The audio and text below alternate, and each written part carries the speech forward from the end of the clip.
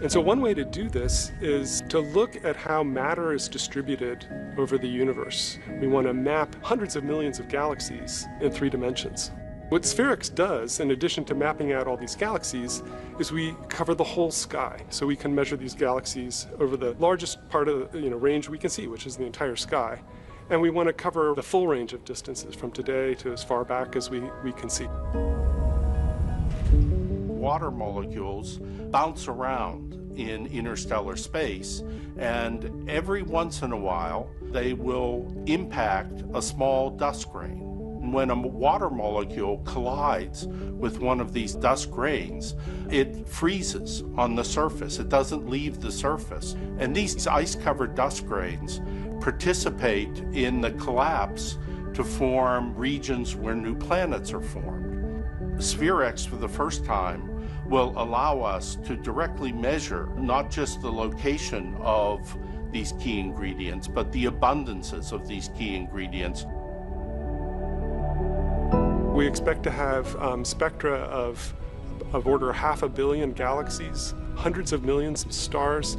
We will really see anything that is observable in near infrared, and that's a lot of things. And so we can expect some exciting and unusual discoveries that come from this. SPHEREx is a nice complement to future telescopes, such as the James Webb Space Telescope, with the fantastic spatial and spectral capabilities, and learn more about what's going on.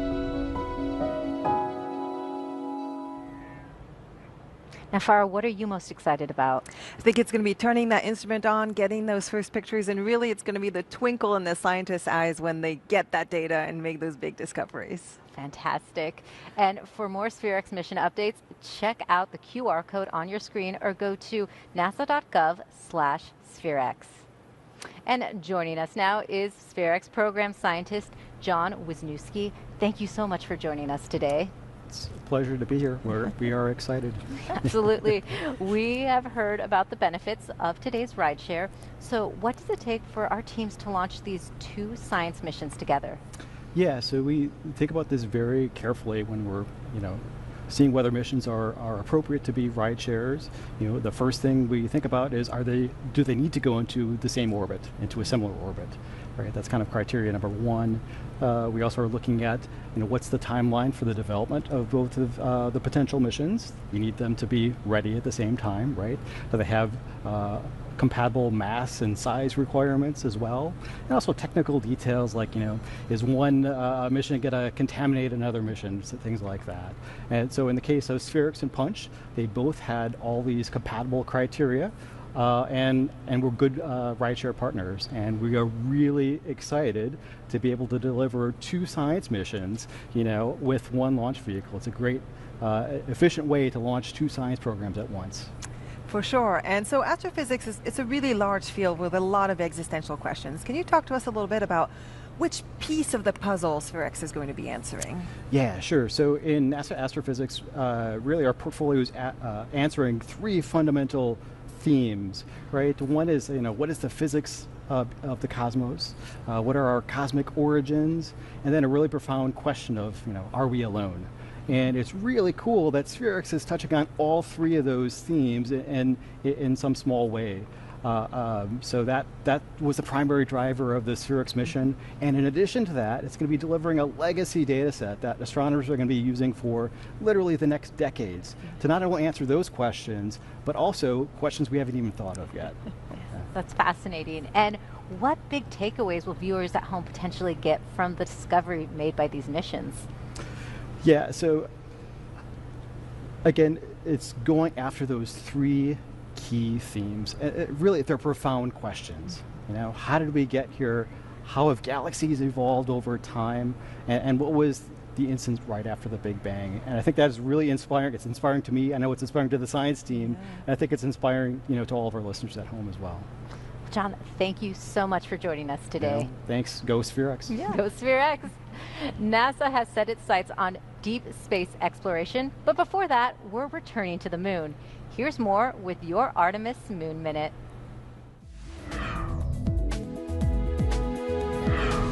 NASA's latest science missions will serve multiple purposes. not only providing insight on how the universe and galaxies formed, but also helping the agency's astronauts in their mission to explore the moon and beyond through the Artemis campaign.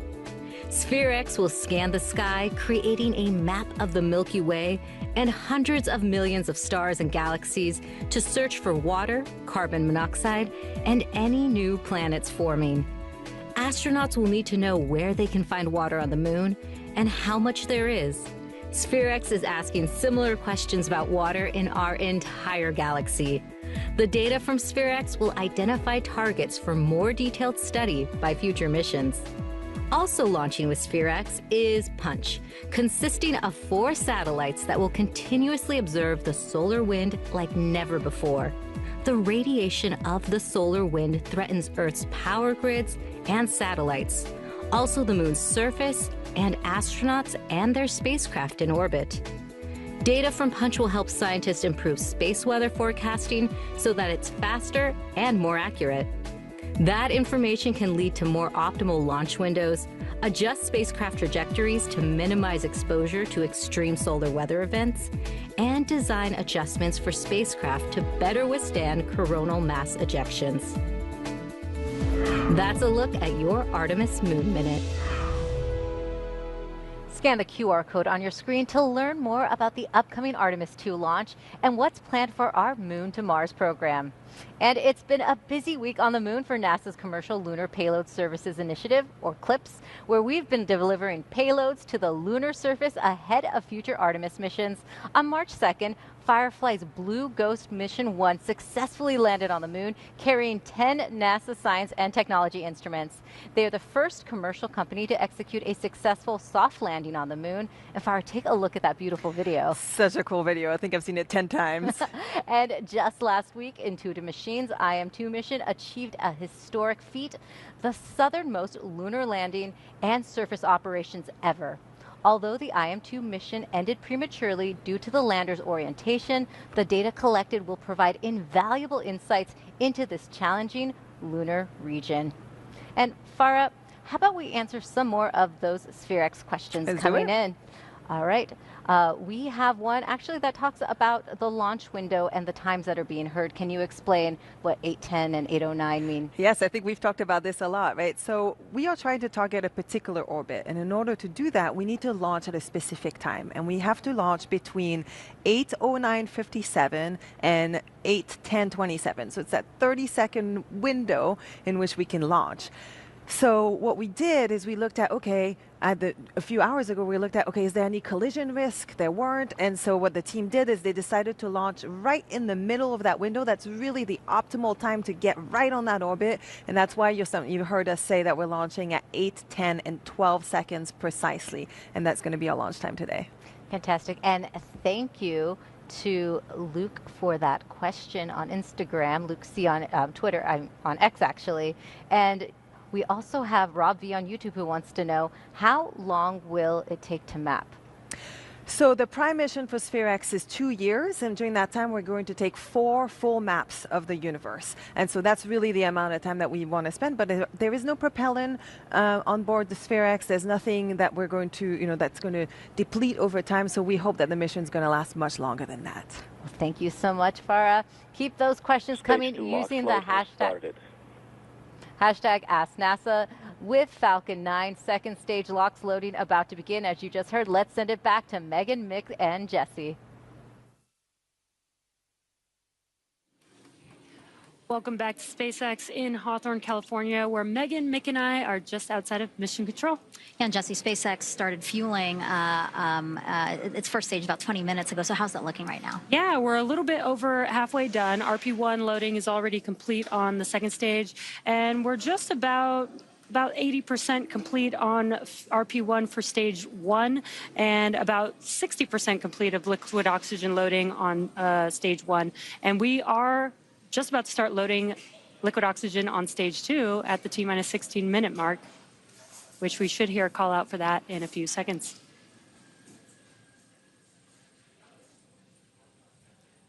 Again, a great view of the rocket on the pad there. And at the tippy top, we told you that that is the payload fairings. And inside are the spacecrafts, which were encapsulated inside those payload fairings last week. Yeah, and as Jesse mentioned earlier, talking about the Falcon 9 rocket, those are brand new payload fairings, and SpaceX will retrieve those with their recovery vessel Go Beyond. Inside that payload fairing, we have SPHEREx, our primary mission, which is 1 spacecraft, Punch, which is made up of 4 spacecraft. So deployment tonight, we will see 5 spacecraft deploy into a sun-synchronous orbit. Now, we were saying that the propellants are RP1 or rocket-grade kerosene and super cold liquid oxygen. You know, why those fuels and how do they launch a rocket? Yeah, Megan. So RP1 is the fuel component. Liquid oxygen is our oxidizer, which we cool down to make it as dense as possible. Increasing density enables us to load more of it into the vehicle. And with a fuel and an oxidizer, we still need an ignition source. So we use TTEB, or triethyl aluminum and triethyl borane, which combust when combined, lighting our fuel and oxidizer to create that thrust. It's a pretty efficient system that not only gets SPHEREx and Punch into space, but also allows the booster to fly back to Earth and land for another mission. Yeah, and SPHEREx is going to scan our entire universe to gather data on billions of stars and galaxies, and then Punch. We'll study our sun's corona to better forecast when space weather will affect us on Earth. And Mick, again, you're with NASA's Launch Services Program, which determined that both those missions could fly together on this one launch. Yeah, as we just heard in a previous interview, we did. We looked at those mission requirements. We assessed the missions, found that both could be delivered to that sun-synchronous polar orbit that we want to get to this evening. The 2 missions sharing a ride on 1 rocket are very efficient, and it also gives us the most availability for our launch opportunities throughout the time period of the science. So again, looking at both of these ride shares, our first one for LSP, we're excited for launch tonight. Yeah, again, headed to what's called a sun-synchronous polar orbit. And why does that work for both missions? Well, check out my interview with LSP engineers Philip Hargrove and Mark Hemmons. Okay, Mark, Philip told me to wear yellow today. Why? Right, so we're going to do a little demo. So you're the sun, that's why you're wearing yellow, and I'm the Earth, that's why I'm wearing blue and green, and this hula hoop is going to represent the orbit, or the path that the satellites are going to take around the Earth. So we have to pay attention to a lot of things. One of them is the orientation relative to the Earth, so that's this inclination, and then also the orientation relative to the sun. So as the Earth moves around the sun throughout the year, it's possible that we could be facing away from the sun, we could be facing towards the sun, and for this mission, we want to be facing towards the sun the entire time. So we choose a sun-synchronous orbit so that the twist of the orbit throughout the year is aligned with the Earth's rotation around the sun. So no matter where or when, we're always going to be in this orientation. Gotcha. So I should always see every part of this orbit. Yes. Why is that important for the SPHEREx and Punch missions? Sure. For SPHEREx, you can't look at the spacecraft without seeing this large cone on top. And that's because this is a photon shield designed to protect the sensitive instrumentation inside. And what it's sensitive to is to the sun. So with the sun always in this direction, that means we know the sun's never on this side. So that's the safe side. So that's when SPHEREx can go ahead and operate in the orbit in this direction, do their celestial sky observations, always working on this backside of the orbit, the safe side. Punch, on the other hand, is the exact opposite. It wants to study the sun. It wants to see the solar wind, the solar weather emanating from the sun coming to Earth. So this is a perfect orbit for them as they go around, because they'll go ahead and get maximum viewing time of the sun. You know, we've been talking about in the broadcast how Punch is actually made up of 4 satellites. SPHEREx is 1. So basically you have 5 spacecraft that you're relatively, you know, near each other as it's going around the Earth. How do you make sure that they don't interfere with one another? Right, sure. We do a couple things because you're right, that is very important. First thing is SPHEREx is going to go ahead and separate, pointing away from the sun, obviously, so they're going to separate in this direction. After SPHEREx separates, the Falcon's going to do a small altitude lowering maneuver with their attitude control thrusters, just to lower by a couple kilometers, so they're not exactly the same orbit. And then the Punch spacecraft are going to separate in different directions. So the first 2 Punch spacecraft are going to separate equal and opposite along the velocity vector. The other 2 canted off that vector. So that puts them all in different directions, even SPHEREx in different directions, keeping them all safely moving apart from one another. Because SPHEREx doesn't want to be affected by the sun, can't be affected by the sun. Were there special considerations on the ascent up?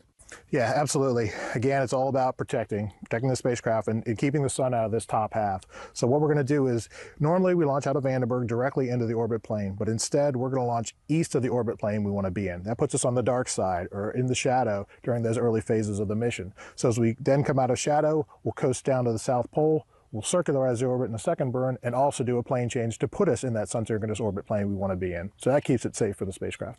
Guys, I know a lot of work and time went into, all these considerations that you just walked us through. I just really appreciate you guys taking the time to explain it so easily to us. Thank you so much. You got it. Thank you.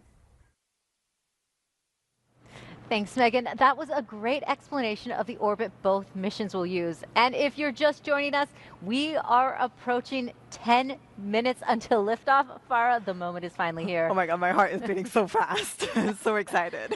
So I know we are going to talk to you more about that in a minute, but we've also been taking your live questions tonight. So let's get to a few more. Okay, right? let's do it. Okay. Just distracting me. I know. We have one from Stardom Observatory on YouTube who asks, how long do you think it will take before we get the first images from SPHEREx? So today we'll be separating from the launch vehicle. We'll actually get the first bits of data, hopefully very soon after separation. Definitely the team is going to be working through the night. And then we go through a commissioning period. So we'll take a few days to make sure everything is good. Then we'll power on the instrument. So it's going to take a little while, but we hope that that commissioning period will take about a month to 6 weeks. And then after that, we'll be moving into the real science. But even during that commissioning period, we'll be getting some images too. That'll be great to see those first images come Yes. in. So keep those questions coming using the hashtag AskNASA. And Farah, launch is just minutes away now, so tell us how much this moment means for you and your team. You know, I've been on this mission for about 3 years now. I saw the spacecraft grow from, paper design to being built and tested. We shipped it then from BAE Systems in Boulder, Colorado over to here. And now we've spent about 2 months here processing. We're getting ready for launch. It's really, really a big moment. And, the team has gone through such difficult times with the fires recently in LA, COVID, right when we were designing the spacecraft. So I know everyone is extremely proud and really excited to be here today. And where were your team watching tonight? So we have a lot of our team members in this building here at Vandenberg Space Force Base looking at the data, participating in those polls. We have people at the SpaceX building, and we also have part of the team at JPL at the Mission Operations Center, because once we launch, they will be the ones taking over operations, and they'll be working there through the night, taking care of the spacecraft.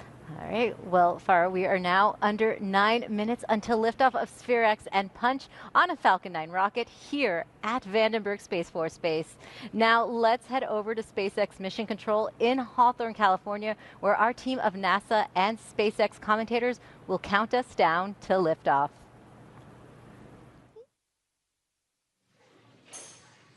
Thanks, Raquel. If you're just joining us, I'm Jessie Anderson, a senior production manager here at SpaceX, and joining me are Megan Cruz and Mick Waltman from NASA. Thanks, Jessie. Yeah, the three of us have been commentating through the launch countdown, and we're going to continue to do that for about an hour after liftoff to show teams deploying the SPHEREx and Punch spacecrafts into space. Yeah, SpaceX started fueling the Falcon 9 at about T-minus 35 minutes, and things are looking really good as we load propellants. We should hear a call out here soon as we get ready for engine chill at about T-minus 7 minutes. Engine chill is where we flow a small amount of that liquid oxygen into the engine to prepare for full flow at the cryogenic temperatures that the Merlin engines will see. Yeah, exactly. And after that, stage 1 will wrap up RP1 loading around the T-minus 6 minute mark. Then stage 1 liquid oxygen loading will wrap up at T-minus 3 minutes, and stage 2 at T-minus 2 minutes before launch. And we are coming up on that T-minus 7 minute mark that Mick mentioned. Stage 1 engine chill coming up here in a couple seconds. Perfect timing. There's that call out for engine chill. All right, so the SPHEREx spacecraft will collect a treasure trove of new information about hundreds of millions of celestial objects. And then you have Punch, made up of 4 satellites that will study the sun and how it creates space weather that can significantly impact us on Earth. Yeah, all 5 spacecraft are packed inside that payload fairing that you see on top of the Falcon 9 rocket. LSP is keeping a close eye on those spacecraft with the spacecraft customer, and they will be transitioning to spacecraft internal power as we complete about T-minus 5. Stage 1 RP1 load is complete. All right, there's a call out for stage 1, RP1 load complete. We still have a little more loading left to go. They have to finish loading liquid oxygen into both stages, and there's about another 4 minutes left of that. But again, you know what we're not tracking? Spacecraft is on internal power and configured for launch. Well, that's a good call out there, too. That's Denton Gibson, Dr. Denton Gibson, again, NASA's launch manager, confirming that the spacecraft are on internal power. Can you talk to us a little bit about that, Mick? Yeah, SPHEREx and Punch on in battery power, getting ready for launch tonight. I'm sure Farah is sitting at the desk just excited for this milestone as the spacecraft are now getting ready for launch later this evening. And so flying both SPHEREx and Punch on one rocket, I mean, it just saves money. It's a great opportunity. It's very efficient to be able to take advantage of one rocket and the multiple launch opportunities we can get and get two spacecraft with same science into the same orbit. Yeah. And excuse some of those loud sounds. We are actually in the factory here in Hawthorne, so you may hear some work happening behind us. And coming up, a couple things are going to be happening back to back. We have the transporter erector, which is also known as the TE or the strong back. It will start retracting away from the vehicle, and that's that large. Falcon 9 tanks are pressurizing for strong back retract. Good call out there. We're pressurizing in preparation for that strong back retraction. Again, that's that transporter erector, that structure there on your screen right next to the vehicle. It provides propellants and electricity to the rocket until just before launch. And we will first begin to see the clamp arms, which are just below the fairing, begin to open up. Once those clamp arms are fully open, then the TE can retract away from the vehicle. Strong back retract has started. There's that call out that it has now begun. And so we will see those clamp arms begin to open there on your screen. It'll be very slow and slight. But once again, once they are fully open, then the TE can recline just about a couple degrees away from the vehicle. And there you can see those clamp arms moving. NLM, this is LD on Countdown Net. This is NLM. The NLM providing the status that the Falcon 9 is healthy and we're tracking no issues heading into launch. Can you provide a final verification status for your team? NASA's go for launch. Great, thank you. And a quick poll there. It sounds like we are go for launch. And you can see that transport erector moving away from the vehicle. It'll be just 2 degrees. And then we can start pressurizing the vehicles coming up here shortly, but propellant is still loading on the vehicles. We're coming up on T-minus 3 minutes where liquid oxygen loading on stage 1 will complete here shortly. Yeah, Jesse, as we said earlier, this is the third flight of this booster for the Falcon 9 rocket. Those brand new payload fairings that will be retrieved by Go Beyond downrange. Inside those fairings, as we just heard from the NLM, everything is go. The spacecraft are on internal power. Both SPHEREx and Punch are healthy, and we are ready to proceed to launch tonight. Stage 1 LOX load is complete. All right, and all that's left now is to finish loading liquid oxygen into the second stage. Again, we're targeting exactly 8, 10, 12 seconds for liftoff here from Vandenberg Space Force Base. Again, a beautiful wide shot right there of the launch pad. We'll stay with you until we deploy both SPHEREx and Punch in a sun-synchronous orbit around Earth. 2 really cool missions. Again, SPHEREx will deploy first, starting at about 40 minutes after launch, and then Punch's 4 spacecraft will deploy about 10 minutes after that in 2 batches. Now, as always, we're hoping for some great live views of all those deployments.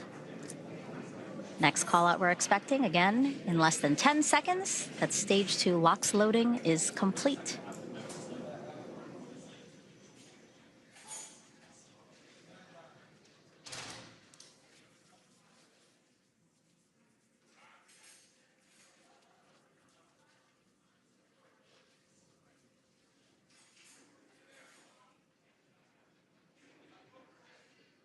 Stage 2 LOX load is complete.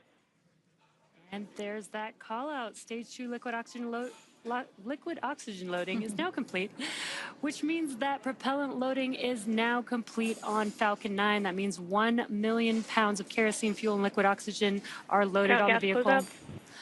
And gas closeouts are in work now, and you can see some of those white clouds on your screen. That is us venting out the liquid oxygen lines from the transporter erector, and when that cold gas meets that warmer ambient air, it turns into condensation, almost like what you see when you get condensation on a cold glass of water. We're coming up on T-minus 1 minute where the internal flight computers will take over the launch countdown. Falcon 9 is in startup. And there we heard in startup. So next up will be the go from launch director for SpaceX. This means that Falcon 9 will be ready for liftoff. Let's get ready to hear the go from SpaceX launch director for launch tonight. LD is go for launch. And there we hear the LD is go for launch, targeting a T0 at 8:10:12. T-minus 30 seconds. Range is go and weather is go.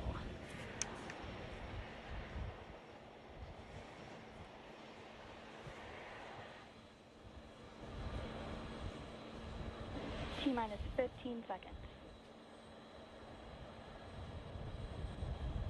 10, 9, 8, 7, 6, 5, 4, 3, 2, 1. Ignition.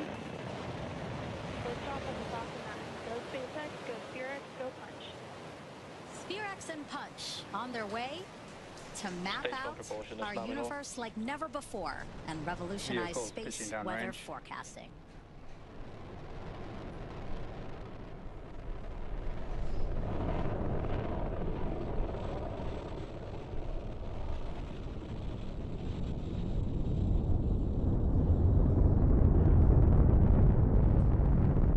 We are T plus 30 seconds into flight, and we are currently firing all 9 of those M1D engines. And after about 50 seconds, we'll begin throttling down those engines, which slow the vehicle down just slightly in order to prepare. Power telemetry nominal. In order to prepare for passing through max Q, and that is maximum aerodynamic pressure. That's the largest structural load that the vehicle will see during ascent, so slowing the vehicle down. Vehicle supersonic. Slowing the vehicle down will reduce some of the loads that it experiences through max Q. That's coming up here in a few seconds. Max Q. Right on time. And now we have a few events that are coming up in quick succession, so we want to lay them out for you really quick. It's going to start with main engine cutoff. That's MECO, and that's when SpaceX shuts down all of its 9 engines on its first stage, which we are getting a great view down the pipe right there. Shortly after that, Stage 1 and 2 will separate from each other, and then seconds later, the first stage will flip back towards Earth, while the second stage will continue on, igniting its MVAC engine. Now that call out is Second Engine Start 1, or SE1, and this burn will last about 6 minutes. After that, the boost back burn on the first stage to put it back on a trajectory towards landing zone 4, which again is back here at Vandenberg, just about 1,400 feet from where Falcon launched from in the first place. Wow, look at that shot. All Merlin engines firing right there, and we have such a great live shot of it.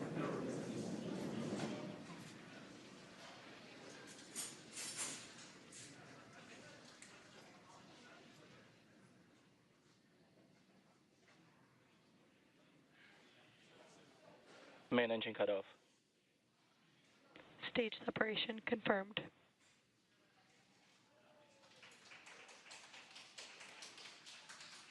MVAC ignition. Stage 1 boost back startup.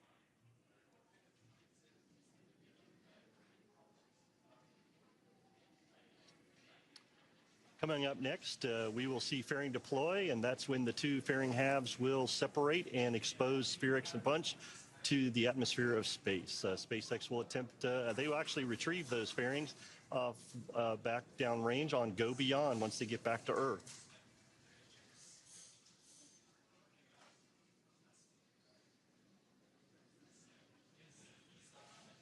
Fairing separation confirmed. There we hear fairing deployment confirmed, and what you see on the screen is the fairing separating and showing SPHEREx and Punch on their way to space.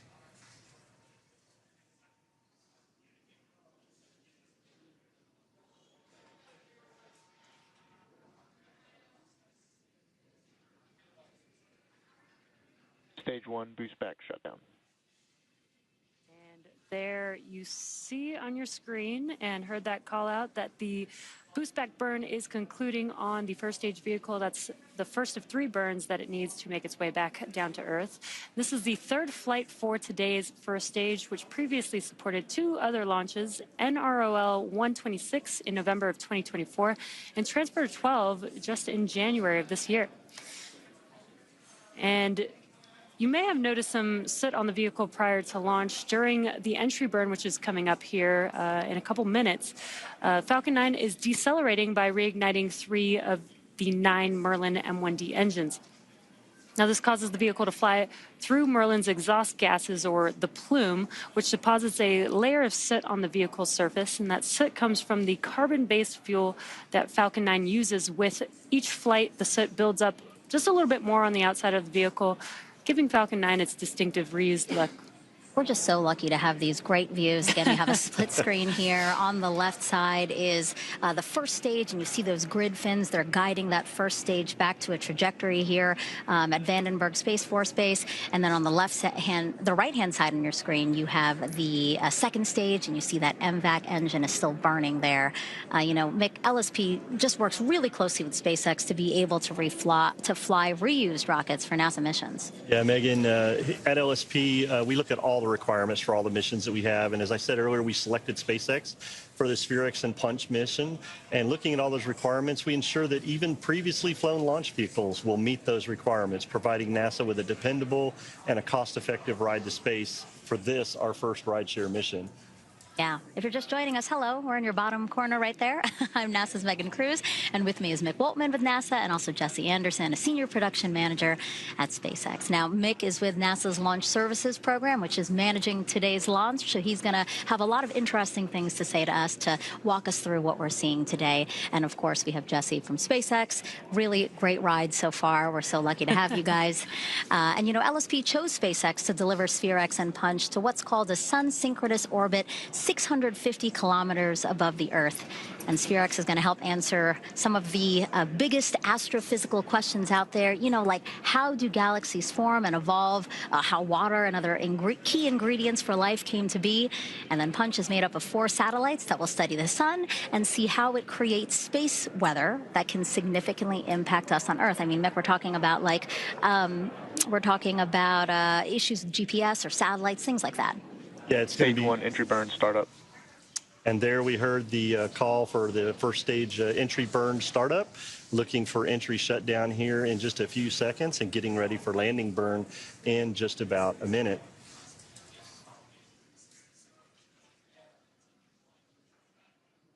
Stage 1 entry burn shutdown. There we have Jesse, confirmed engine shutdown for the entry burn. But back to what you were saying, Megan, about the science of the mission. I know FARA is sitting there looking. We are so happy that we got liftoff tonight. But you know, the most important thing about these 2 missions is exactly what you were talking about. Once we get them deployed, the science that they will have to be able to help us here on Earth with some of the things we want. The spectral map of the universe will be incredible. And that solar wind and solar... Stage 1 FTS has saved.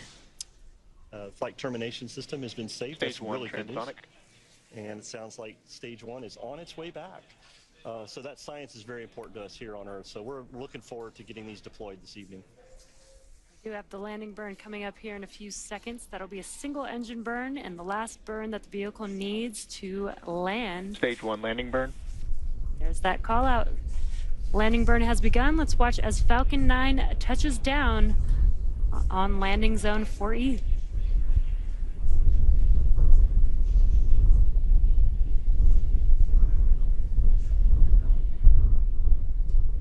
Stage 1 landing light deploy.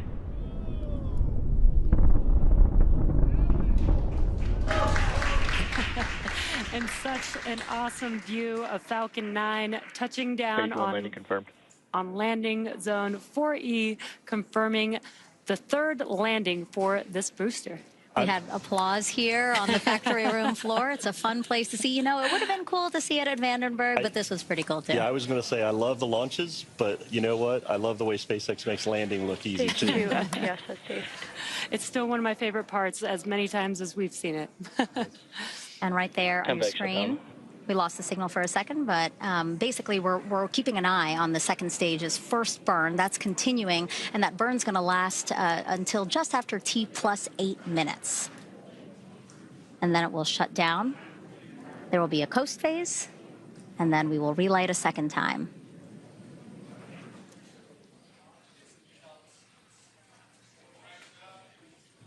All right, so again, first burn out of the way. We will see a second burn later. That's going to happen around T plus 39 minutes. We hope that you stay with us to see the deployment of both SPHEREx and Punch. But for now, we're going to send it back to Raquel and Farah, because I know Farah is probably cheering right now. Yes, absolutely. You are correct. Absolutely. If you're just joining us, I'm NASA's Raquel Villanueva, joined by Farah Alibay, bringing you live launch coverage from Vandenberg Space Force Base along the central coast of California. And just over 9 minutes ago at 8:10 p.m. Pacific time, we watched as a SpaceX Falcon 9 rocket lifted off. And Farah, I think that is the happiest you've ever been, and I've known you for years. Oh, yeah. I mean, I'm so happy that we're finally in space. And of course, we still have to get through separation. But oh my gosh, being in this building, everything was shaking. But Mick will be jealous, because really that sonic boom as it was landing, it caught me by surprise. It was very loud. It shook the entire building we were in right now. How does it feel now to have it off the ground? We still have, a good 30 minutes to go before we separate. So we still have to hold on for that. But it feels really great to have SPHEREx in space. We saw a peak at the photon shields when the fairing separated, and I saw she was all in one piece, so we're good to go. Fantastic. The rocket is flying two important missions today. One is your SPHEREx, a space telescope that will create the most colorful 3D map of the cosmos ever, and Punch, 4 small satellites that will study how the sun's outer atmosphere turns into the solar wind that fills our solar system. So I have a little pop quiz for you, Farah. Do you know what each of those missions stand for? Let's start with yours. SPHEREx is the spectrophotometer for the history of the universe, epoch of reionization, and ISIS.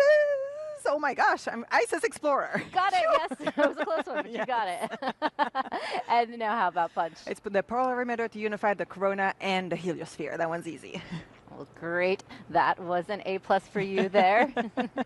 Before its journey in space, SPHEREx had to go comprehensive testing. Farah was there for the whole process and will give us a behind-the-scenes look.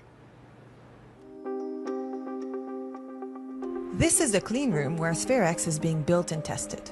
We call SPHEREx our small but mighty mission because it has some really ambitious science goals. The first is that we're trying to look back in time to see what happened in the first second after the Big Bang. We also want to understand how galaxies have evolved throughout history.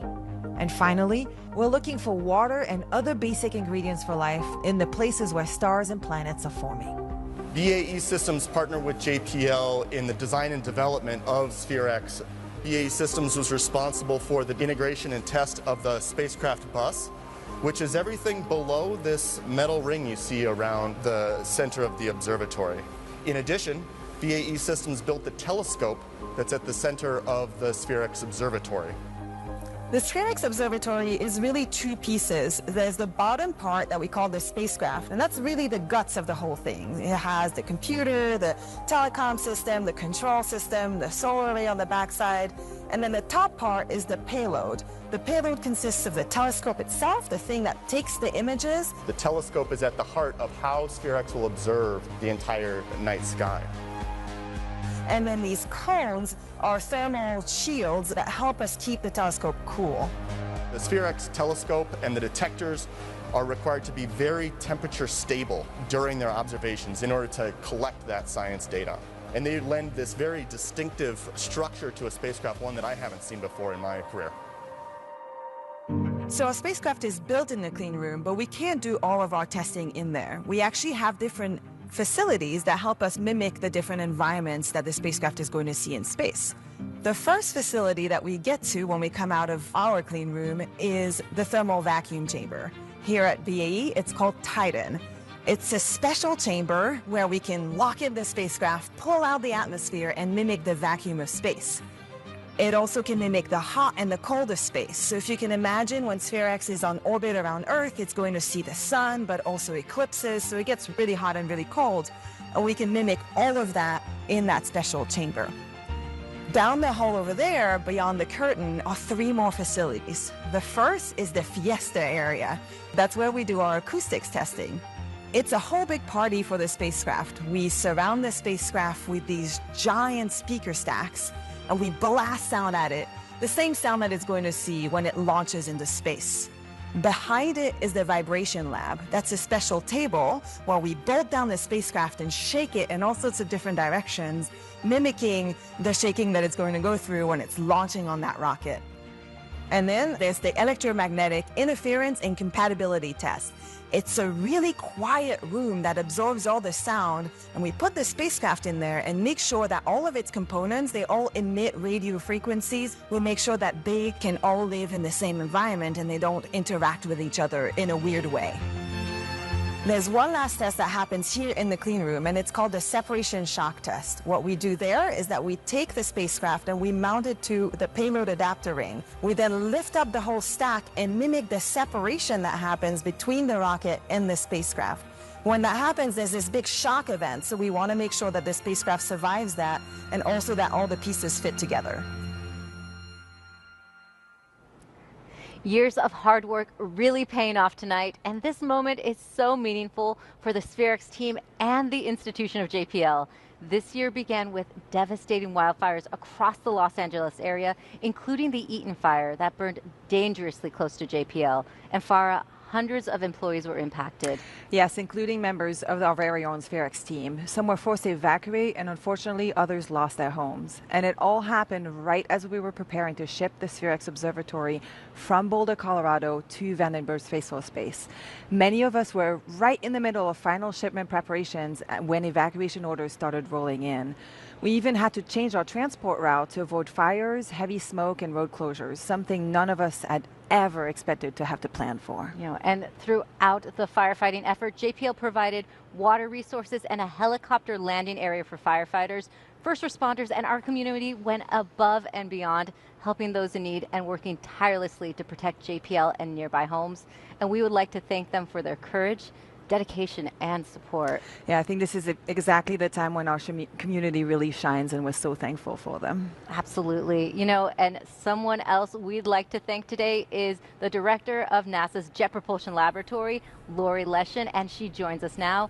Lori, it is so great to have you here. Go SPHEREx! It's so exciting, and thank you for that wonderful opening about our first responders and our whole brave community. It's really special.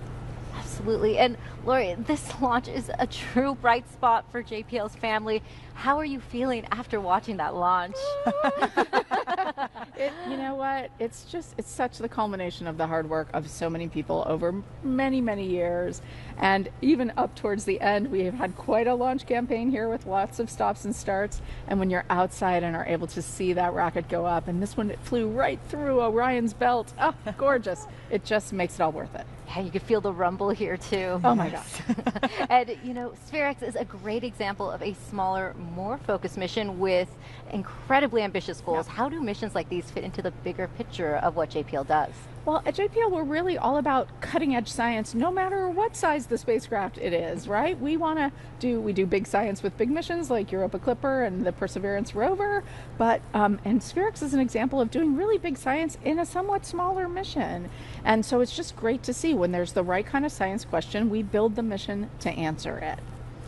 And SPHEREx is also a collaboration between multiple partners. Can you explain to us how that led to the mission success and maybe how that might influence future collaborations? Absolutely. I always say, cosmic teamwork makes the dream work here, right? So collaboration is key to everything we do, whether it's with universities across the country and around the world, like we've done on SPHEREx. We have international partner Korea involved in the SPHEREx mission, and of course our industry partner at BAE Systems and the PI at Caltech. So it really is taking the best from lots of different organizations, and that's why our motto is Dare Mighty Things Together, because everything we do is about the team. Well, thank you so much for joining us today, Lori. We appreciate having you here with us. Launch is really just the beginning for the SPHEREx team. Right now, mission control is kicking into high gear at JPL. For a sneak peek at what's happening behind the scenes, I caught up with the project manager and flight director for SPHEREx. Can you describe why this space is so critical to the mission? Well, this room, the Earth Orbiting Mission Operations Center, will be the nerve center for operating SPHEREx. All of the telemetry that comes from the space vehicle will arrive here, and all of the commands that we send to the space vehicle will originate here. On launch day, I'm up at Vandenberg Space Force Base, and part of the countdown and the launch management team. One of the key roles in this room we call the Mission Operations Manager. That's one of the people that I will poll during the countdown. Another key person is my deputy, the deputy project manager. Since I will be at Vandenberg when all the action is going on down here, she will function as the project manager in this room. Another one of the key people is Varjan Gorgian, and he'll be sitting at the other end of this room. Great, thank you so much, Jim. We'll actually go catch up with him and find out what he's doing. Varjan, tell us the role of the flight director.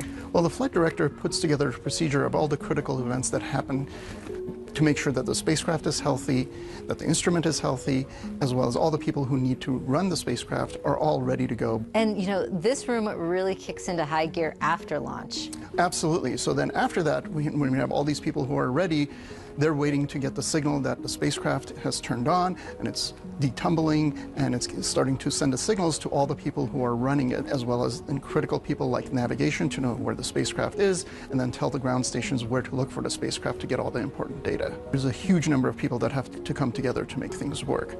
In this case, we have BAE Systems, which built the spacecraft and the telescope. They're going to be here to monitor all that to make sure it's healthy. We have people from Caltech who built the camera, which is going to be giving us our critical data. They're going to be here, as well as all the other people from JPL who are bringing this together to make sure that it all works together.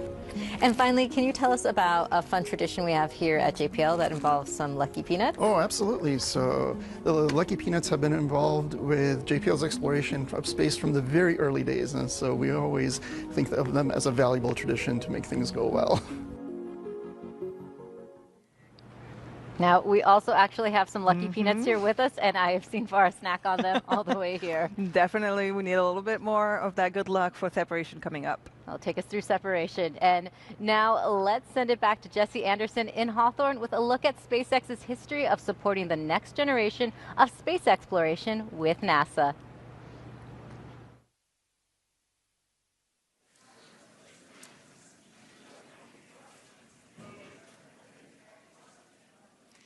It's incredible having the opportunity to support NASA science missions to space, just like today's mission.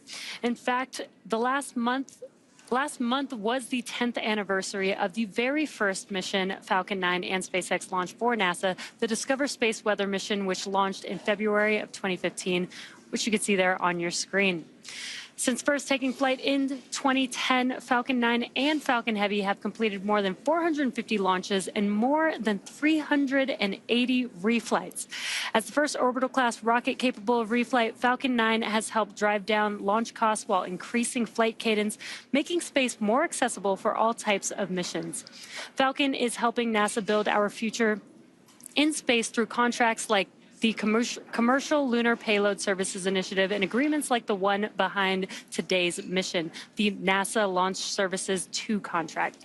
SpaceX is enabling access to space at a cost and cadence that no other vehicle flying today can match, unlocking a wide array of new government, commercial, and scientific opportunities in space.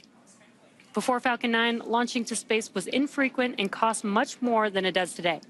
Lowering the cost of access to space is the foundation for humanity's next steps into the solar system. More launches accelerate development, enabling more small satellite and private research customers to launch their work to space, which in turn helps stimulate the wider space economy here on Earth. And serving both cargo and human spaceflight missions, Dragon has visited the International Space Station 45 times. In addition to NASA's crew missions, Falcon 9 and Dragon are advancing human spaceflight through private astronaut missions as well, including the Axiom missions Inspiration 4, Polaris Dawn, and our upcoming From 2 mission.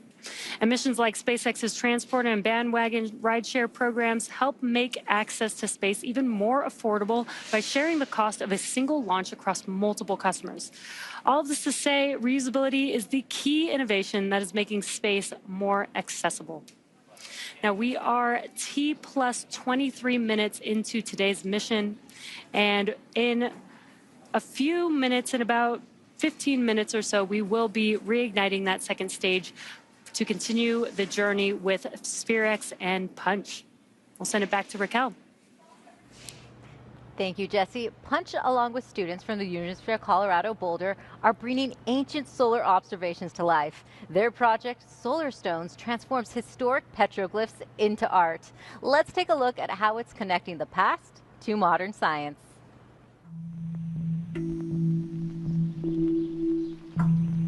Sitting next to me here are what we call our solar stones, and although we did not originally create the images depicted on these tablets, we replicated them from ancient petroglyphs down in Chaco Canyon National Park that were created around 1,000 years ago by the ancestral Pueblo people there.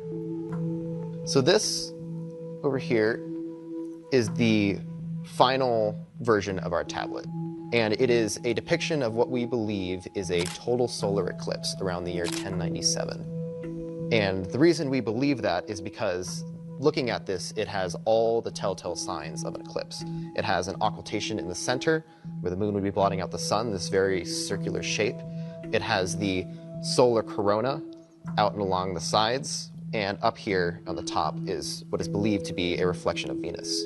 While these tablets would be really good for any learner, we collaborated with the Colorado School of the Blind so that we could make these tablets accessible to low vision learners. Space is typically a very visual field. You look up at the stars, you look at pictures of space, but if you can't see that, then you're pretty much completely blocked out from being able to study this and be able to understand this part of history. And so this way we have an exhibit that people can learn from if they are sighted or not sighted. It took a lot of time to figure out how much detail we needed, how deep the objects needed to be, what textures we needed to use. A lot of these things that we didn't expect, we gained context through lots of user testing. So I think this project is really valuable because it allows people to interact with space in a completely different framework.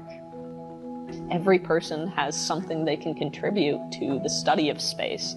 And so our hope is that not only can the blind and low vision community be included in this part of history, but that sighted learners can potentially learn things easier with a tactile experience. Well, those solar stones are so cool, and with us now is Punch Principal Investigator Craig DeForest. So glad you could join us, Craig. Thank you for having me. And I see you brought some examples with you today. I did indeed. So Punch is studying the sun, astrophysics at home, right around us. And in that, we're carrying on a tradition that goes all the way back to the ancients. So this is a 3D printed representation of what may be the oldest representation of the solar corona in a durable medium. This was recorded life-size, it's this large. Somebody about 1,000 years ago chipped this into the rock right near what is now the visitor center at Chaco Canyon. And this is consistent with, and many believe it to be, a representation of the solar eclipse of 1097, which occurred over Chaco Canyon. People actually witnessed it and observed the corona around us. So that ties us from the ancients to the modern esoterica of spaceflight. And why was it important for Chaco Canyon to be the location for the Punch mission solar stones? So we organized our outreach program around ancient and modern sun watching, and Chaco was a large center of culture about 1,000 years ago. The folks who lived here at that time had a long history of science, the technology that they had in hand, and of observing the sun around them to predict their environment and their future in much the same way that we do today. Though of course they were looking for things like agricultural planting times and things like that. But that thread of human curiosity looking at the environment around us extends all the way to what we do at NASA today. So speaking of what we do at NASA today, so Punch has a coronagraph that sort of mimics a solar eclipse, right? And that allows us to study the corona. Can you explain how that works? Certainly. So normally we can't see the sun's corona or the much fainter solar wind that Punch will image. And the reason for that is the sky is too bright. The sun is very bright in the sky is very bright. We normally can't see the corona unless the moon blocks the sun out. When we're standing in the shadow of the moon, we can see around the planetoid to see the solar corona extending out into space. But that doesn't stop. That extends all the way out and washes over the Earth. So Punch is in space. We can, instead of the moon, apply a very carefully crafted piece of metal to cast a shadow on our camera and allow us to see the corona 24/7, around the clock. Wow. And, you know, we really appreciate your expertise. We have some punch questions coming in for viewers. Do you mind if we answer a few right now? Let's do it. All right, let's see what we have here. We have Rosanelle Acosta on YouTube wants to know, how does the satellite improve our ability to predict phenomena such as solar storms and their impact on Earth? So Punch will allow us to forecast space weather much better than we can now. Right now, we look at the space near the sun, the corona, and observe storms forming and leaving the sun. They streak out across the solar system at 1,000,000 miles an hour or more. And then we extrapolate all the way across the void to our planet. We don't have a way of measuring them in transit. So with Punch, we'll be able to track them in 3D as they make the entire journey to the Earth. So that's very similar to what we see if you saw the weather report earlier. We always look at those geosynchronous images of the Earth to track weather storms as they cross the face of the planet. We hope to do the same type of thing for space weather forecasting, where we can track the storms rather than just taking samples here and there. Well, Farah loves weather forecasting now, so she'll be tuning in for that. Kelly on Instagram wants to know, why is Punch a constellation of satellites? So Punch is a constellation because we want to look out from the sun in all directions, up to 45 degrees from the star. That's a 90-degree field of view. It would go from the horizon to the zenith. We had to get our spacecraft close to the ground stations because we wanted to radio a lot of data back to the Earth. That meant there was an enormous planet in the way. So we had to make the instrument as large as the planet to look out in all directions. The only way to do that was to mount it on 4 spacecraft. Yeah, that makes sense. All right, Craig, thank you so much for your expertise. We really appreciate it. And we will be taking more questions later on the broadcast, so keep them coming using the hashtag AskNASA. And as we approach SPHEREx spacecraft separation, Farah, let's check back in with Megan, Mick, and Jesse.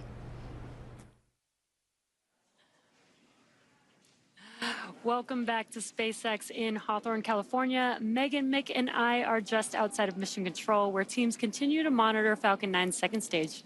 And we have a view here that we're looking at, and we're seeing that stage 2 is currently coasting near Antarctica right now. So where it needs to be, we are loving the trajectory and seeing the data that we're getting back.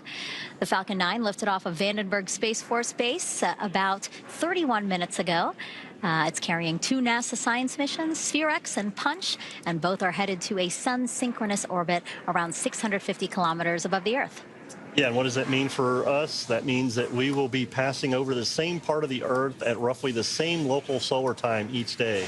That means that the lighting conditions are consistent for observations, which is important to SPHEREx and Punch. For SPHEREx, that provides a consistent illumination condition, reducing background noise from the varying sun angles. And for Punch, it keeps them in a fixed Sun-Earth viewing geometry, crucial for tracking the solar wind's continuous evolution.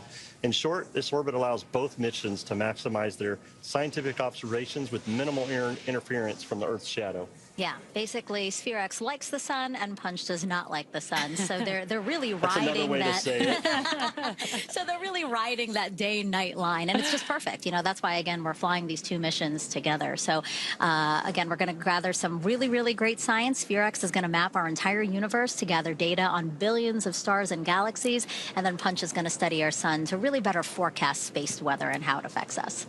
Yeah, and the second stage with SPHEREx and Punch will coast for another about 7 more minutes before we have another ignition of the MVAC engine. And then following that, we will deploy SPHEREx first and then Punch's 4 spacecraft. As always, we're planning to have live views of each of those deployments starting at T+40 minutes. Yes, we can't wait. So we'll see you back here soon. For now, let's send it back to the hostess at Vandenberg Space Force Base with Raquel and Farah. Thank you so much. Turning our attention back to SPHEREx, the Space Telescope is gearing up to map the entire sky like never before. With special photon shields and an ultra-cool design, here's how it will spot hidden cosmic secrets in infrared light. This is SPHEREx, NASA's cosmic mapmaker. It will scan the entire sky, charting the positions of hundreds of millions of galaxies. But why does it look like my dog after his last visit to the vet? These concentric cones help keep SPHEREx cool and shielded from nearby bright objects. Anyway, continue. Ah, of course. SPHEREx has 3 cones, which are called photon shields. They block light and heat from the sun and the Earth. That's a big deal because without those shields, the telescope's detectors would be blinded. But SPHEREx also needs to be cold because it detects infrared light, or wavelengths slightly longer than what the human eye can see. Infrared is emitted by warm objects on Earth and out in the universe. It's also emitted by the telescope. Keeping it cold reduces the infrared glow, which lets SPHEREx see faint objects that are really, really far away. That's right. These aren't cones of shame. They're SPHEREx's cones of fame. Here you can see one of SPHEREx's 3 cones being assembled. They sit atop this shiny jewel of a structure called a V-groove radiator. The mirrored surface directs heat out into space, cooling the telescope and the infrared detectors. Cooling them to minus 350 degrees Fahrenheit. That is cold. SPHEREx can help us study everything from what happened a few seconds after the Big Bang to where water comes from in planetary systems. That's why its full name is Spectrophotometer for History of the Universe, Epoch of Reionization, and ICES Explorer. I'm sorry, could you say that one more time? You can just keep calling it SPHEREx. And so I will. The V-groove radiator and the photon shields surround the heart of SPHEREx, the telescope. It's a feat of modern engineering, designed with incredible precision. And it looks tilted? That's not a mistake. That tilt helps it see the entire sky while under the protection of the photon shield. Do you mind if I get back to work? Sure, let's wrap this up. The cone of fame, the gorgeous jewel, the tilted telescope. These are all part of NASA's next cosmic mapmaker, SPHEREx. That passive cooling is really incredible. Absolutely. And actually, SPHEREx instrument scientist Phil Korngut joins us to talk about that cooling process. Yeah. Thanks for being here, Phil. Yeah, thanks. So exciting. So indeed, yes, SPHEREx uses a totally passive cooling process. That means we have no refrigerators, we have no liquid cryogens or anything like that, and we use actually the coldness of deep, dark space to bring the temperature of our instrument down. And to show you how that works, we made a little demo here. This is a little thermal model of SPHEREx, and you can see it's got its 3, iconic photon shields. And then inside there, you can see that we've got a model of the telescope and the focal plane radiator. So back in Pasadena, we took this thing to do a little demonstration to show you how that might work. So we put it up on the roof of the Cahill Building for Astrophysics, which is actually the building that we assembled the SPHEREx instrument in. And we put it up there with a great view of the night sky. So there's thermal engineer Brad Moore and I getting everything set up. And the point is that using that night sky, even here on Earth, we can cool it down. So here in this time lapse, as we left it out there overnight, you can see why this is harder on the Earth. Those clouds up there, the atmosphere is actually pretty dark in the infrared. Not to mention that that air makes conductive heating between the Earth and the radiator. You can see also there we left a camera in the foreground. That's actually an infrared camera, so you can see what's happening with the heat glowing off of the telescope inside. So you can see here, as we look in the infrared, there's a lot of light coming off of that telescope because it's warm. And as the time lapse goes on, you see that light coming down, that glow that's coming off the infrared as it dumps out to deep space. If you look to the outside of this, there's a glow around the photon shields, and that's from the Earth coming up. And so inside, it looks dark because it's reflecting the cold sky from the photon shields. And as we go on, you can see that light comes down, and our telescope is getting cooler. So the next morning, we come in and see what happened to our experiment. There's Brad and I coming in. You can see the glow from our hot coffee.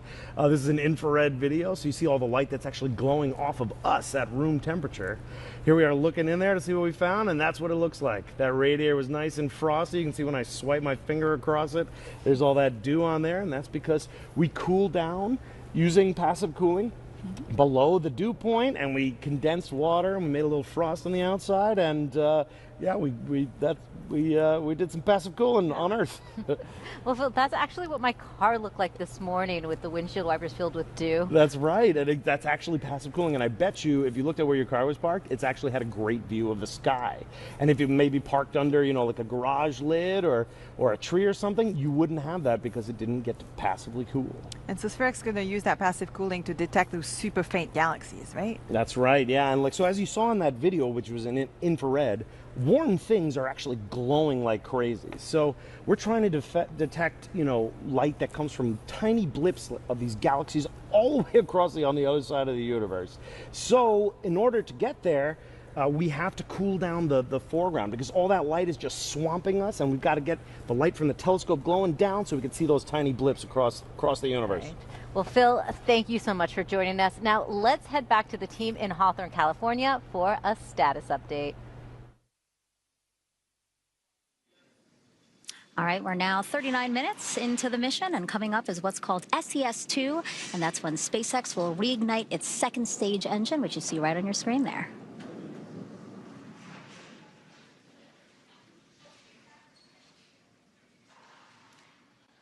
Yeah, we are expecting that SES-2, this is the second burn for this mission to ignite. There it is, right on time. You can see that there on your screen. Now this is about a 50-second burn for this burn. And this extra burn, this is a single Merlin vacuum engine, has about 220,500 pounds of thrust. And burning just for about 50 seconds doesn't seem like much, but it's just enough to take the second stage with the payloads attached to its targeted drop-off orbit. That's exactly right, Jesse. This burn will put SPHEREx and Punch exactly where we need to be, getting ready for SPHEREx deployment. An exciting time. I know Farah is looking forward to that one. So are we, but things continue to look good.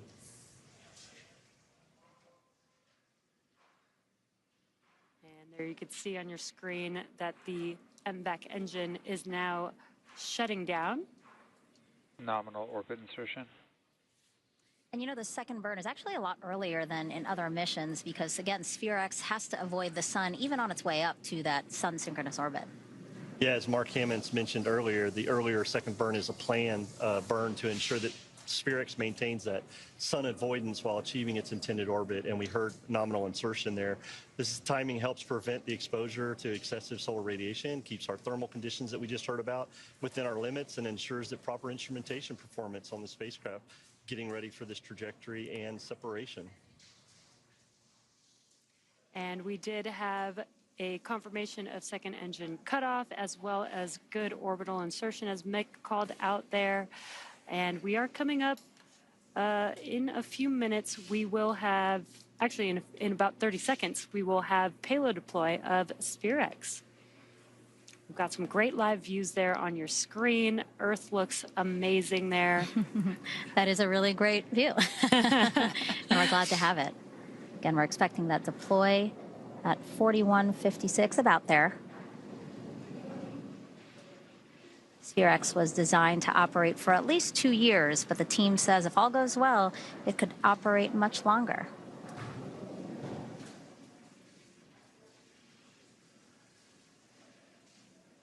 Expecting deployment here in just a few seconds. SPHEREx separation confirmed. And there we are, the call out, and now you can see that there on your screen. SPHEREx is drifting away from Falcon 9's second stage, confirming deployment. Woohoo! It took everything in me not to talk over you and go, yay! So exciting. Are you kidding? Farah is at the hostess right now, jumping up and down. I'm sure. Yeah. Yeah, again, great live views. It's always nice to see. And again, this is a great opportunity for the spacecraft team to see it happen in real time. So now the spacecraft has a 3-minute pass over a ground station in Antarctica. You might have heard it mentioned a couple of times in the broadcast. Troll is what that ground station is called. And the team hopes to confirm an initial signal with the spacecraft. Yeah, that initial signal will primarily be gathering engineering data for its health and status at this time.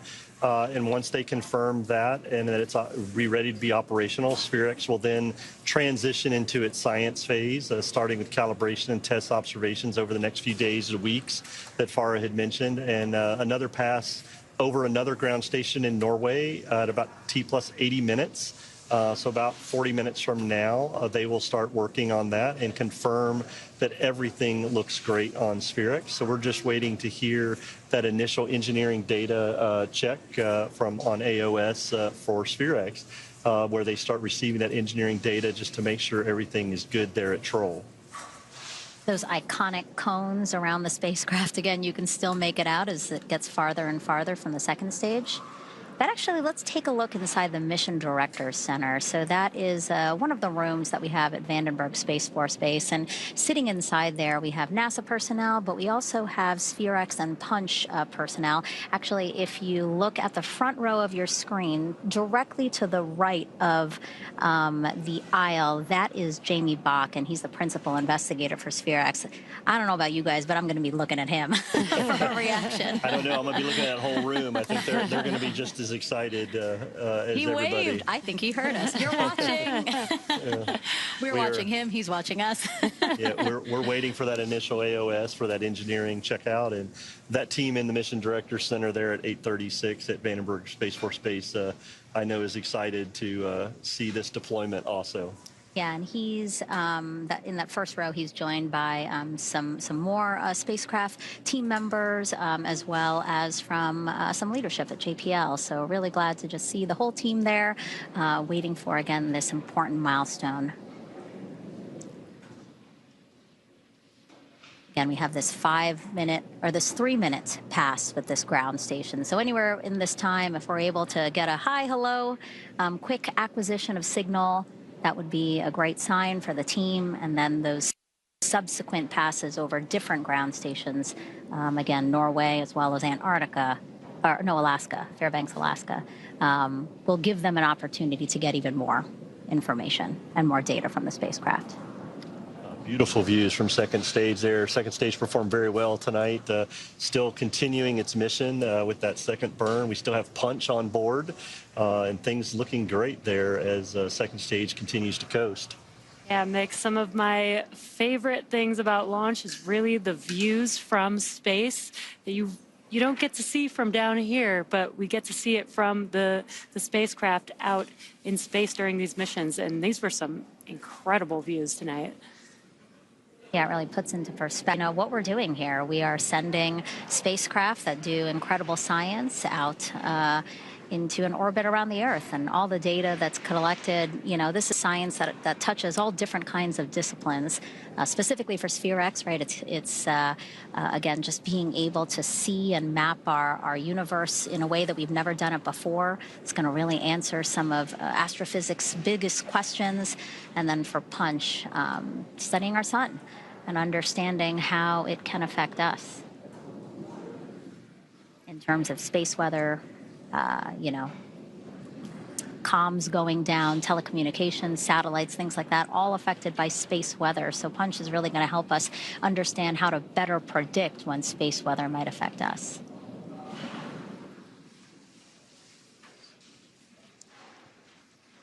And it looked like we did lose acquisition of signal from the second stage, but the mission isn't over yet. Falcon 9 second stage is still carrying NASA's Punch mission, 4 satellites that will study our sun's corona. And those will start deploying around 52 minutes after launch. So be sure to stick around for that just a few minutes from now.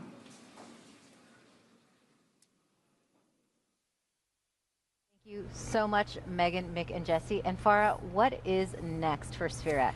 So, of course, we would have liked to hear from it right now, but this, you know, it's a very short pass, as you heard, and so the SPHEREx is continuing to orbit around the Earth. It's getting itself into the right configuration. It's going to go over another ground station called Svalbard up in Norway in about 40 minutes, so we'll hopefully hear from it then. And so we'll be anxiously waiting to hear from her and to tell us that she's doing well in space. Well, thank you so much for that update, Farah. And joining us now is project scientist Olivier Dorr. Olivier, thank you so much for joining us. Pleasure. So Olivier, tell us, SPHEREx is taking a 3D map of the universe, right? How and why is it doing that? Yeah, that's a very good question. Thanks, Farah. And this question is really at the core of SPHEREx mission goals and also its design. So let me start with the why. And to explain you the why, I will use this crystal ball here. And don't worry, I'll use a crystal ball to explain the past and not to predict the future. So, but if you look closely at this crystal ball here, what you see inside, you see all kind of small filamentary structures, elongated structures that connect and intersect. Some kind of three-dimensional spider web. So this turned out to be a really good visualization or representation of how galaxies are distributed throughout the universe. And in fact, we call that the cosmic web. So what SPHEREx wants to do is make a three-dimensional map of the cosmic web over the whole sky. And the reason we want to do that is simply the fact that by making this map of the cosmic web over the whole sky, we can get very unique insight about the very first moment of the universe, when the universe was only a fraction of a second old. So that's really what we want to do. And so to get to the first part of your question, the how, so that we will do that by really mapping the whole sky in 102 colors. And so why do we want to use colors? It's very simple. So if you look at the sky, you take a picture, you will see exactly where stars and galaxies are. But if you want to know how far they are from you, if you really want to measure the third dimension, you need to use a color information. By using colors, you can really tell how far a galaxy is from. You can really tell the distance between you and a galaxy. And so you can construct, if you map the whole sky with these 102 colors, you can really construct all sky three-dimensional map of the cosmic web, and that's really what we want to do. You know, and how does SPHEREx use color when mapping? Right. So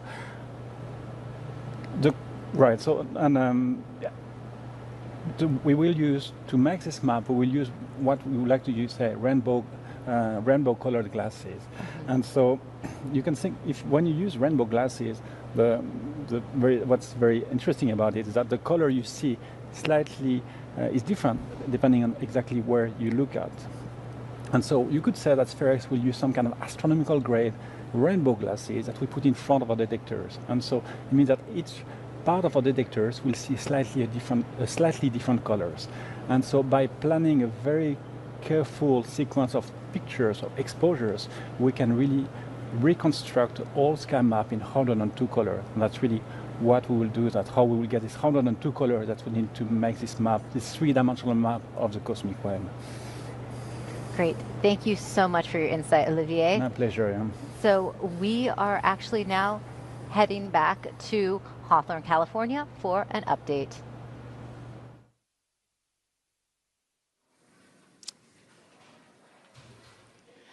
Thanks, Raquel. We are just about a minute away from SPHEREx coming up here. We're T plus 51 minutes into NASA's SPHEREx and Punch missions from Vandenberg Space Force Base.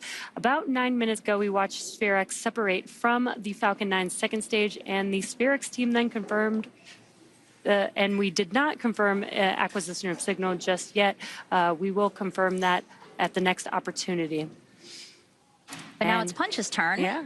So they're going to deploy in 2 batches, right? So the first 2 are going to deploy around T plus 52 minutes and 16 seconds. So that's about 45 seconds from now.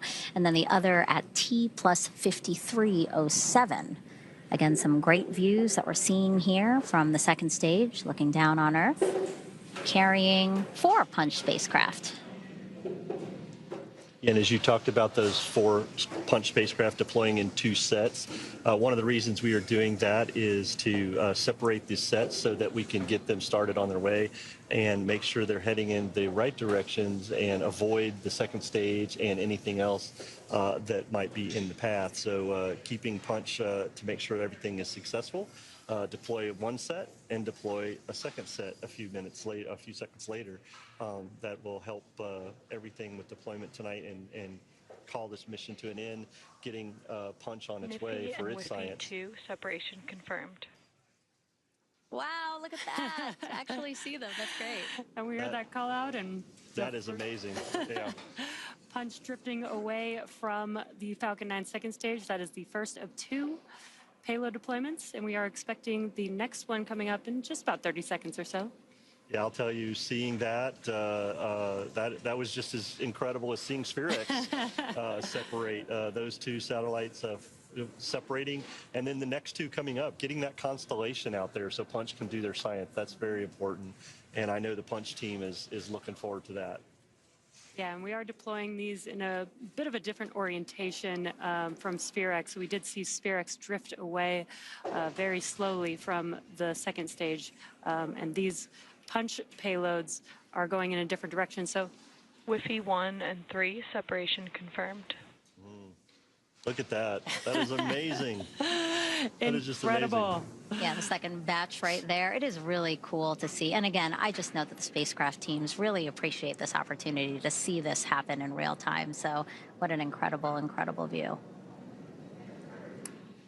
All right, so the Punch team is going to have to wait a bit longer to confirm their acquisition of signal for both sets of spacecraft. Mick, can you talk to us about when they expect to be able to confirm signals? Yeah, the Punch team will have to wait about 30 minutes, Megan, to acquire signal from one of the spacecraft. Now that we have separated them successfully and things look great, this will help to confirm the signal for all four. Or they'll hope to confirm the signal to all four satellites within an hour after separation today. So a little bit more time for the Punch team to verify everything is good, but it was awesome to see separation tonight and Punch on its way. Yeah, it's again important to mention that, again, 4 separate spacecraft. We will have to acquire signal with each of those spacecraft, but again, they're hoping to acquire signal with all of those four spacecraft. That's a tongue twister, 4 spacecraft within an hour from now, which is when we just separated. So we will not be able to cover that live for you guys, but we will be updating our social media, and you can also check out blogs.nasa.gov/punch. Yeah, and these views have been so incredible. It has been such an exciting mission so far. And this really is just the beginning of the journey for SPHEREx and for Punch. I know we've been live for about 55 minutes with this mission, but this is the beginning of the journey, of a very long journey for both missions. Both spacecraft doing some great science, as we've heard throughout the show, with the mapping of our universe and the solar wind studies and all. And I got to tell you, looking at the shots on the screen, I'm kind of thankful to Farah and the team for the sun avoidance requirement, because we are seeing some great views of Earth from our second stage here, and as we have deployed these satellites. It's just amazing to see these live views from space, as you mentioned earlier, Jesse. Yeah, and like you just mentioned, sometimes we get a lot of sun glare into the camera on the second stage vehicle, but because we are avoiding the sun, just like you said, we have some epic views of Earth there. They look so clear. It's incredible. What am I trying to say? Like the pixels that we can get from being so far away from Earth. It is just incredible. Yeah. And again, if you're just joining us, you're listening to me, Megan Cruz, and this is Jesse from SpaceX, who was just chatting, and then the only guy on here, so you know when he's talking, that's Mick Woolman, also from NASA. And the three of us are at Hawthorne, and we're commentating through some of the incredible views that we're seeing from space right now. You know, a couple of minutes ago, we saw the SPHEREx spacecraft deploy from the second stage, and then a few minutes after that, we saw in 2 batches all 4 Punch spacecraft also deploy. So it's been really great being able to commentate through this and be able to share this with the public. But for now, let's send it back to Raquel and Farah. Well, thank you for that update, Megan, Mick, and Jesse. So tonight, NASA's Launch Services Program has successfully launched SPHEREx and Punch. Joining us now is tonight's Assistant Launch Manager for NASA's Launch Services Program, Tim Dunn. Tim, another successful launch for NASA's Launch Services Program. How are you feeling in this moment? Well, Raquel, I'm feeling incredibly excited. Hopefully I'm representative of the team. I just left a building on North Vandenberg, the SpaceX Launch and Landing Center, where there was incredible positive energy after launch. And then I was on the phone with our NASA launch manager, Denton Gibson, on the ride down here. And we got spacecraft SEP of SPHEREx And I could hear in the background the cheering and the yelling in that room. And I know it was replicated in the rooms here at Building 836 with all of the team present here at Vandenberg. You can probably hear far at that point. Yeah, probably from the parking lot out there. Wonderful. So tell us what's next for LSP. Oh gosh, what's next? Well, let's see. We have some different missions this year. So this was what we call a full-up NASA Launch Services mission, and we've got 2 more of those this year, Farah. We've got one called IMAP in September, back from the Cape. Also with some ride shares, right? And it has ride shares on it also, yes, indeed. SWIFO and Carruthers will be the ride shares there. And then we come back to Vandenberg at the end of the year in November, and we launch another JPL mission, the Sentinel 6B mission. So we always love coming out here to Vandenberg and looking really forward to that. But also scattered throughout the year, we have what we call our Vader missions. There are Class D, more risk-tolerant missions, maybe smaller spacecraft. But the first one up will be this summer, where we're launching a spacecraft to Mars, the Escapade mission. So, and that would go on the New Glenn rocket, which is Blue Origin's new rocket that successfully launched in January of this year. So looking forward to that one. And then we have a Tracers mission just ahead of that in the May timeframe, we believe, from Vandenberg here. And then we finish up in the September, October timeframe with 2 missions that look like they're going to ride together. The Pandora mission riding with the Thesis 2 mission. So we've got across the board, big spacecraft, small spacecraft, both coasts, just a lot of excitement in Launch Services program in 2025. Busy year for you. Yes, very busy, but that's a good thing. Yeah. Yes. All right, Tim, thank you so much for that. We actually have an acquisition of signal update from the team at Hawthorne. Well, we can, here we go. All right, everyone, we are now 59 minutes, 51 seconds from liftoff. Again, we watched the Falcon 9 rocket lift off with 2 NASA missions. We had SPHEREx as well as Punch. We did watch all 5 spacecraft deploy from the Falcon 9 second stage. We had some great views of those, again, live. And then we are currently waiting on AOS for all 5 spacecraft. Mick, talk to us about the opportunities. You know, the spacecraft team for SPHEREx was hoping that we would be able to confirm a signal within the first couple of minutes after separation. But we did also know that's a short 3-minute pass. It's this next one that's a longer opportunity where they hope to really acquire that signal. Yeah, their next opportunity will be over the Fairbanks ground station. And they'll be looking for checking out SPHEREx and making sure things are healthy and looking good for SPHEREx as they get into getting ready for conditioning for science mission and all. But again, we did separate them very well into a proper orbit. Things looking good. Punch separated, and we're about 20 minutes, I think, from getting signal for the Punch team, and they'll start off receiving signal for 1, and then in about an hour get signal for all 4 to verify that Punch is good. And so the teams will be on console monitoring that and looking for that. And I'm sure that we will hear about that through our social media stuff, through NASA and that. But I will say tonight's launch was amazing. Seeing the separation of all 5 spacecraft was great. And, you know, this has been just an absolute great day to see this launch with everything that we've gone through for this mission. Yeah, so again, waiting for those opportunities to acquire signal from all of the spacecraft. Again, we are looking at T plus around 80 minutes for the SPHEREx spacecraft, and then also for the Punch spacecraft. The first opportunity for at least one of them is about 74 minutes after separation. So again, a really great time. We were so happy to be here with you, Jesse.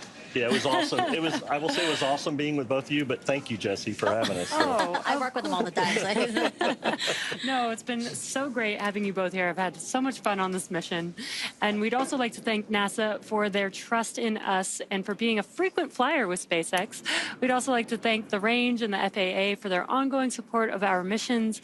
And we've got another busy year ahead of us, so check us out at SpaceX.com for up-to-date missions and schedules, and follow us at SpaceX on X for updates.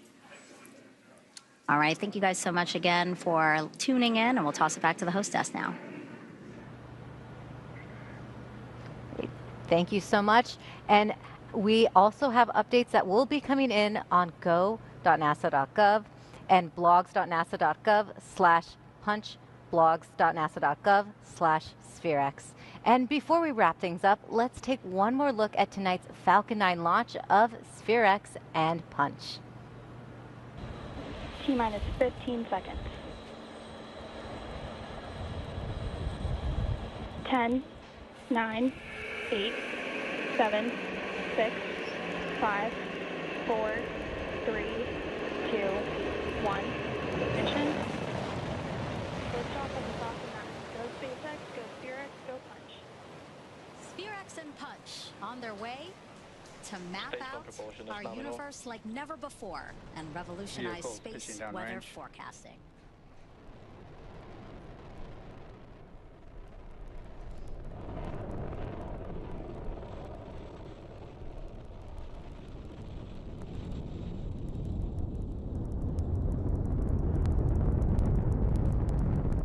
We are T plus 30 seconds into flight, and we are currently firing all 9 of those M1D engines.